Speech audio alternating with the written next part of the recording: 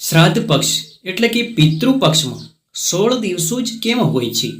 આ 16 દિવસો પાછળનું મહાત્મ્ય શું હોય છે તે આપણે આ વિડીયોમાં જાણીશું.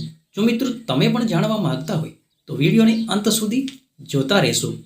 મિત્રો, જ્યારે કૃષ્ણ યુગમાં ભગવાન શ્રી કૃષ્ણના યુગમાં કર્ણના મૃત્યુ પછી તેમનો આત્મા સ્વર્ગે પહોંચ્યો ત્યારે તેમને જમવા માટે ખૂબ જ સોનું અને ઘરેણાં આપવામાં આવ્યા.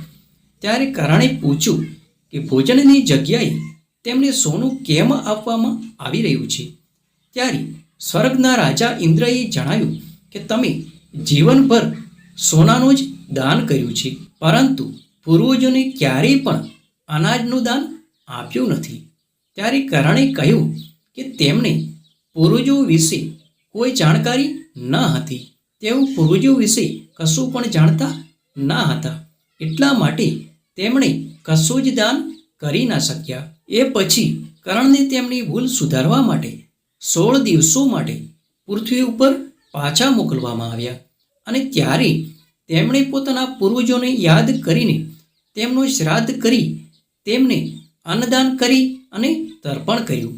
અને આ જ રીતે 16 દિવસને પિતૃપક્ષ કહેવામાં આવે છે. મિત્રો, આ ધાર્મિક માહિતી તમને પસંદ આવી હોય તો વિડીયોને લાઈક કરી આગળ જરૂરથી શેર કરશો.